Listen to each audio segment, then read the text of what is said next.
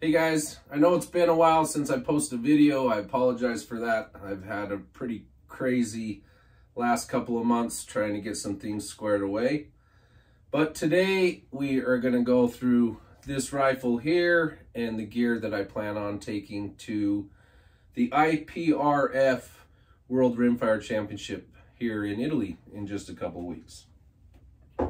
So, for those that don't know, I qualified for the factory division for Team USA, and that's why this rifle is a little different than stuff that you've currently seen me show and what I typically run. And we're going to start right here with the rifle. Let's try and give you a good up close and personal. Flip this over.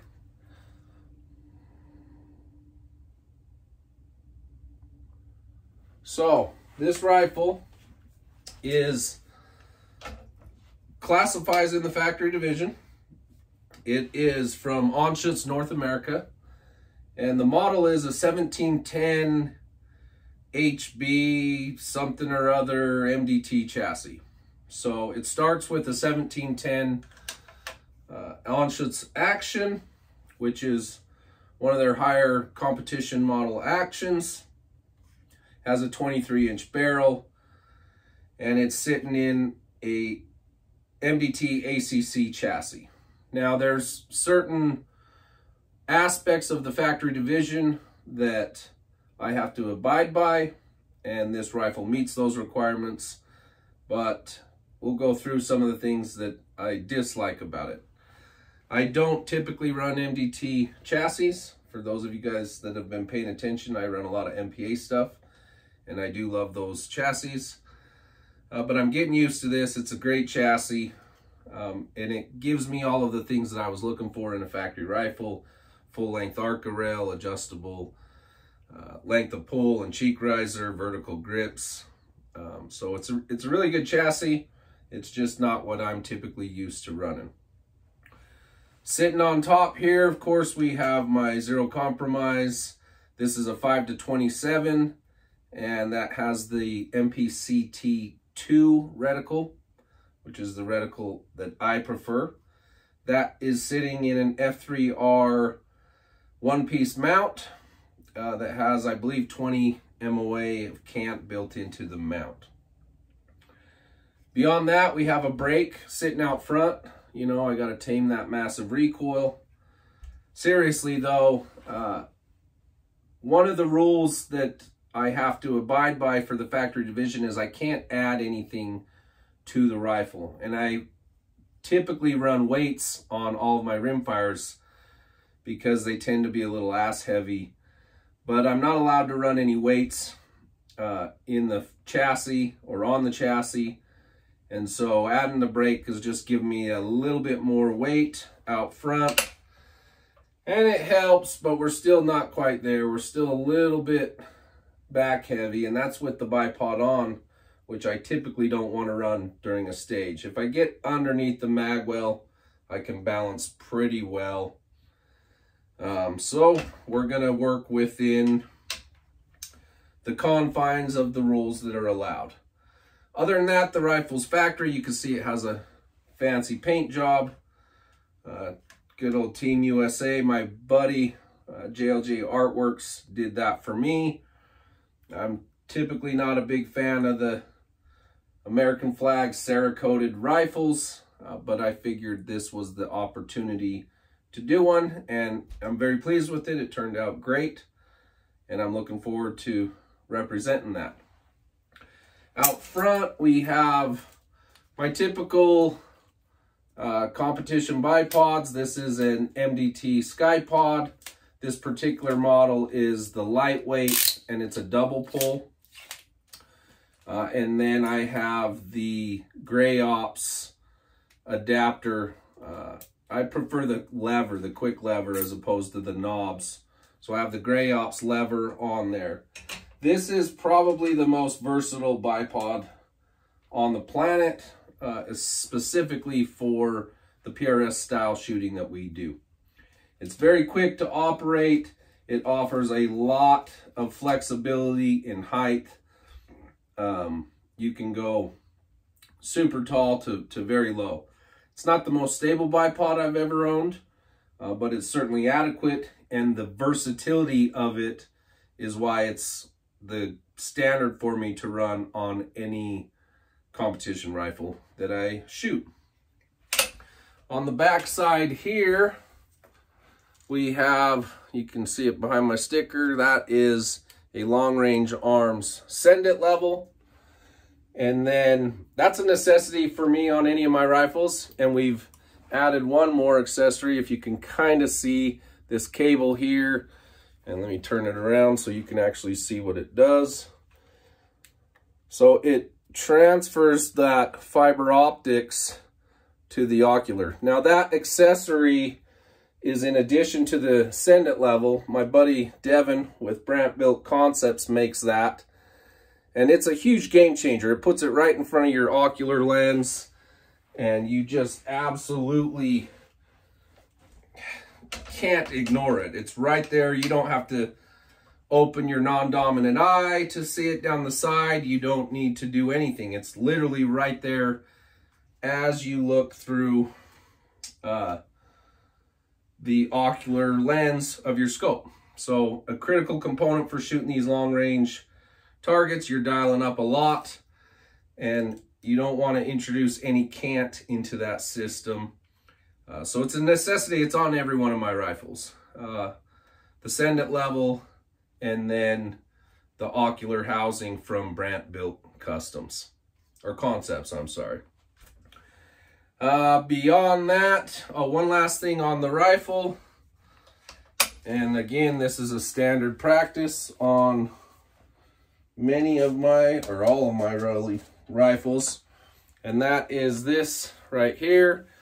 That is the Coltac cheat sheet, and it's just a little piece of Velcro that straps around the scope, and then you take a dope card and it Velcros on there so that I can have the dope at my disposal for any given stage. I think that pretty much takes care of the rifle. I'm going to set it down here for 1 second. Now, this rifle has been sitting on this tripod.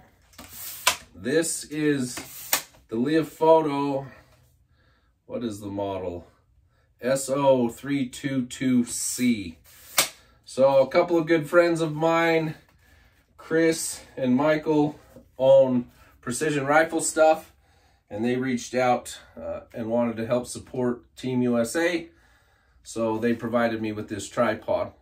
It's a 2-section, which is a little different than most of the tripods I have. I've been running this now for the last couple months, and I'm in love with it. I don't know that I could go back. But it's just one release, and then you're fully extended. And it's inverted, so that locking mechanism travels with your hand on the lower leg. So you can literally just stick it to wherever you want and do a quick little quarter turn, and you're back in business. So I absolutely love this tripod. It has this clamp head, and it also has the quick throw lever for the ARCA, but this clamp will actually accept Picatinny rails too. So if you are if you don't have ARCA on your rifle, you only have Picatinny, then that's a good option for you as well. You can clip in optics to it, and obviously there's all kinds of adapters. But the head is really, if I'm going to shoot off of a tripod, I absolutely love this clamp head. If I'm just spotting, it's not as big of a deal, but it's so quick to manipulate. Let me try and get in a position. So this is just a tension, and it's just a continuous motion. So I can put a little tension, a lot of tension, or I can seriously lock that down.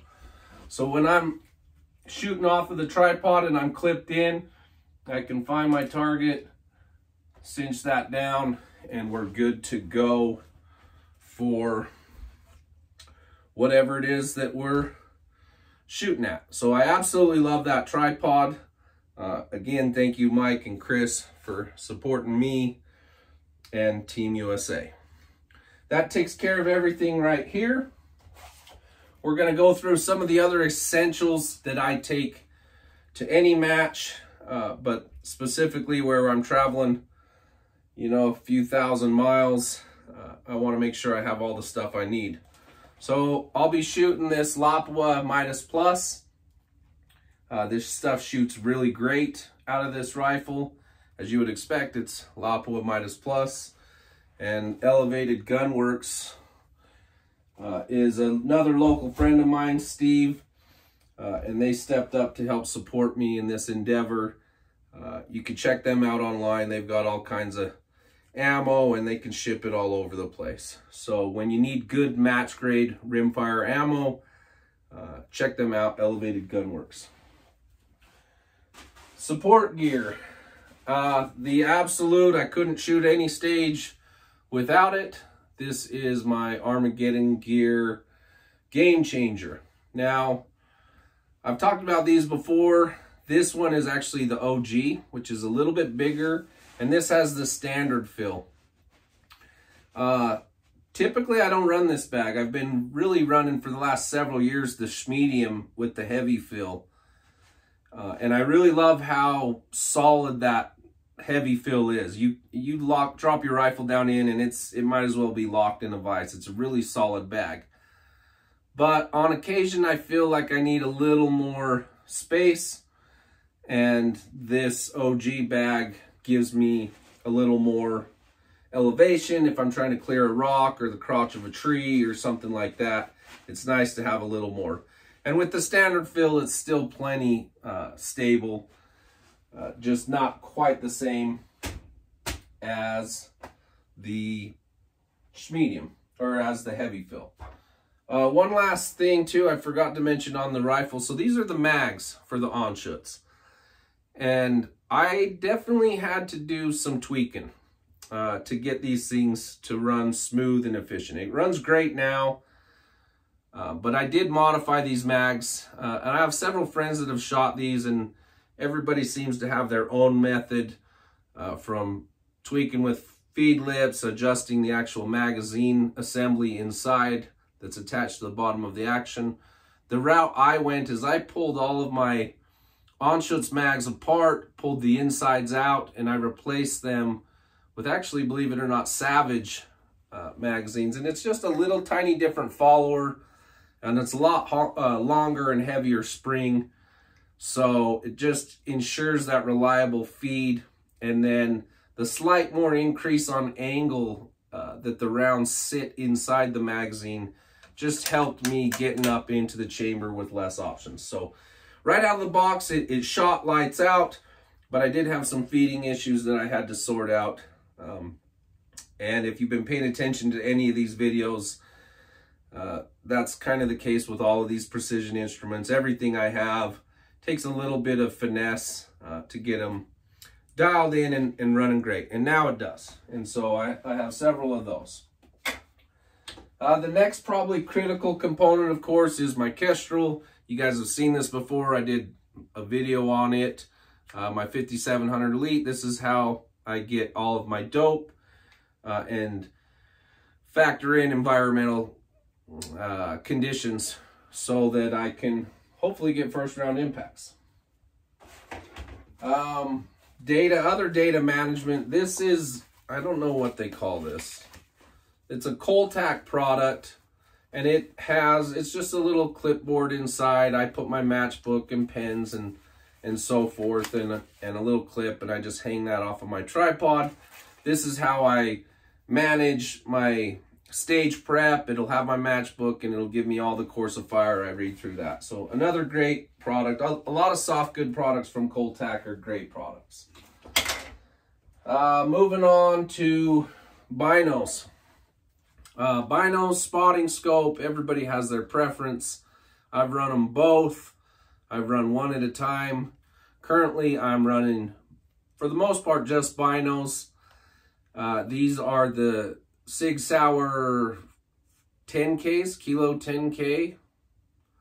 And they have applied ballistics in there. I don't use those in rimfire matches, but a good pair of range finding binos. Some people have issues with the tint on these. They are a little darker because of that tint compared to some others out there, but the laser is phenomenal. It's quick.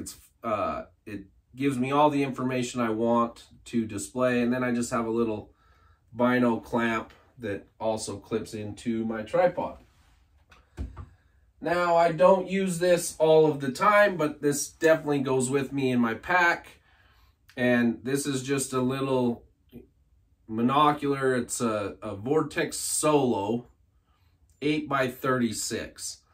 And the reason I take this with me is it's got a reticle built in. So if I want to mill targets to see how big they are, or I'm milling a mover to see what my lead is going to be, then I'll pull this out to ensure, to get the finer details. The SIGs do have a reticle, you can change the reticle design, and they do have a gridded reticle, but it's illuminated, it's not super precise. It'll give me a good idea. I can look at it and say, oh, that target's, you know, bigger than 6 or 7 tenths. But if I want to truly measure something, then I'm going to pull this thing out. So it doesn't stay on my tripod. It does have a little Arca clamp on there. It doesn't stay on there. It stays in my pack, but I can pull this out when I need it. And anytime I'm going to do a moving target, or I really want to mill, if the conditions are windy and switchy and I want to know my exact target size, then I'm going to pull that out to measure them as well. Lastly, we're going to talk about safety gear. To each his own. You guys can do what you want. I'm not here to tell you to do one way or the other. These are rimfire. They're not incredibly loud. They do fall underneath the OSHA requirements for being hearing safe. But as with anything hearing related, that's all exposure related too. So one shot, it's not a big deal. It's not going to have any impact. You know, thousands and thousands of shots, it's going to have an impact. And if you've been watching long, or you know me, I shoot tens and tens and tens of thousands of rounds. So Ear Pro for me is a necessity even at a rimfire match. And when you're going to buy Ear Pro and you're wearing that stuff all day long, I want to be comfortable. And so for me, I went with the custom molded. It's tough to see here, but oh, I just threw one in the garbage. But these are just in-ear, and they're not inexpensive, I get that, but they're custom molded. They have built-in microphones, so they will amplify soft noise, and then they will compress out the loud gunshots and so on and so forth. So I can wear these, I can wear them all day. I stick them in and I don't even remember that they're in. And at the end of the day, I pull them out and it's not a big deal. Now these particular ones run off of little hearing aid batteries. Essentially, that's what it is, a hearing aid. And that's not a big deal.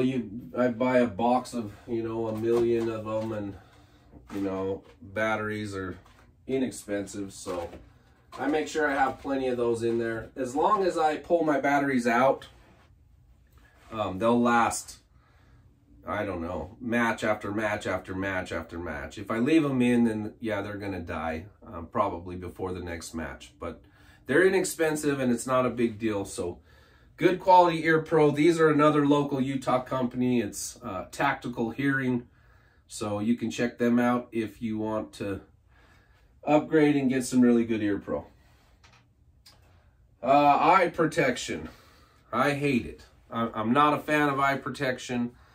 I probably should be. I come from the construction industry. I've seen plenty of eye injuries in my job, yet I don't want to wear them when I'm shooting. I believe that's a personal risk, whether you're willing to take it or not. I don't think anyone probably should take that risk, but I'd be a hypocrite if I said that I always wear these. So I don't. But on occasion, you shoot at ranges and they're required. And so when I do have to wear iPro. I want a nice quality pair of iPro. I spend a lot of money on good optics. I don't want a cheap pair of, you know, $5 gas station glasses that are gonna throw my parallax off or any other adjustment. So these are, what are these? These are Oakley something. And these are the clear ones, but they're that fancy stuff that gets dark when you're outside in the sun. So I do like that. They're really lightweight, so they really don't bother me that much. But they're clear if I need to be able to see good because it's in dark conditions. But when you're out in the super bright sun, these will darken up and it gives you a little bit of that sun protection as well. So Oakley something, I don't know. But a decent pair of safety glasses can go a long way. So again, they're not the most inexpensive things, but you can see nothing here is. So if you're going to spend all of this money, then you might as well spend a little better and get some quality. And of course, these are ANSI rated, guys. Like these could take an impact and it's not gonna have any other issue. One last safety thing. So this is a first aid kit. Well, it's not really a first aid kit. This is a more of a penetrating injury kit. So if we're out here with the capability to poke holes in people, we should be able to fill holes in people too. So this is a trauma kit. This is probably a better description of it. And this has got everything you need to handle any kind of trauma out in these kinds of scenarios. So any kind of gunshot wound or penetrating injury. Of course, it's got tourniquets and shears and Israeli bandages and quick clot and all of the kind of stuff that you would need, chest seals, for any kind of penetrating injury. Now this is a large version here. This kit is from Independence Training. A good friend of mine teamed up with them, the Fayou Outdoors. So he makes all of the bags, and then Independence Training produces these kits. Now I've taken their training classes too, so it doesn't do you any good to have this stuff if you don't know how to use it. If you're around the States, you can hit these guys up. They travel to do classes. They're based out of Arizona. Some of the matches I've shot, I've been fortunate that they've offered free classes. You go and shoot a match and you get a free Stop the Bleed class. So I've taken their class a couple of times. I learned something new each time. And I will continue to take advantage if they're going to offer me those kinds of things. But Stop the Bleed is a nationwide organization. You can look them up also and find a class near you. Just be prepared, guys. Right? Nobody wants to have to make those kind of phone calls when the technology and the information is out there, and it's relatively attainable and inexpensive. So again, this is my full kit. This normally goes in my pack. I also have a personal one right here on my battle belt, whatever you'd like to call it. And again, just a tourniquet. And everybody, you should have a tourniquet, guys, and know how to use them and practice them. If you try these out at home and you think that you have it tight enough, you're wrong. Take an actual class, guys. These are excruciatingly painful when you have them put on properly. So take a class so you know what you're dealing with and what you need to expect. Again, the same kind of stuff in here: an Israeli bandage, a couple of chest seals, some gauze. Doesn't have the shears and that kind of stuff. But this is my personal one. It goes with me everywhere. This is on my competition belt. So I have a dump pouch here too, for when I shoot center fire and I need to pick up my brass, or even I need to dump mags in there or anything else. The belt is from, I can't remember who the belt's from. G-Code, I think is what it's called. So the belt and the magazine holders are from G-Code. And then this is an insert. So this is from Haws and Shield. a friend of mine, another teammate from Team USA, turned me on to them. So this is the belt I use for all of my competition. And most everything we were shooting is AICS pattern magazines. All my centerfire, of course, my Voodoos, the Rimex, like all of my guns shoot in this platform of magazine, AICS magazine. But the Onshoots, of course, has these cute little guys here. So that doesn't quite work. I'm used to the belt. I wear it all the time. And I was looking for a solution. So Haas and Shield, they make this little insert. And it's a two-part insert. I got too many things in my hands. It's a two-part insert. So that gives you flexibility in the tension. And it's lined with felt inside, so stuff's going to slide in well, and it's not going to damage anything. But then that will just slide down in to whatever AICS mag pouch you have. It could be these are the soft shell ones, or you could have a hard shell Kydex one or whatever. But that insert slides down, and now that allows me to use these with my Onshoots mags. So it keeps my muscle memory the same. My mags are in the same place. I can do mag changes just like I normally would. So just another little innovation from the guys over at Haas and Shield to help my shooting performance. And then I have a timer on my belt also. That's, again, just a personal decision. It helps with time management for a stage. I start the timer when I start the stage, and it talks and it counts down to me so that I can just be a little more aware of what my cadence of fire is and make sure that I'm staying on track to get through the stage and allow myself to take the time that I really need to take. So I think that is it. Oh, one last thing, of course. All of this gear, I carry all that around. This is my Eberly stock Upranger pack. You guys have seen this. That's what I carry all of this accessory gear with me when I go shoot a match. So that is my rundown for the rifle and gear that I plan on shooting here in a couple weeks at the IPRF World Rimfire Championship. So again, I'm representing Team USA in the factory division. Thank you to all of the people that I've kind of mentioned here today for their support. And I hope I see you on the range.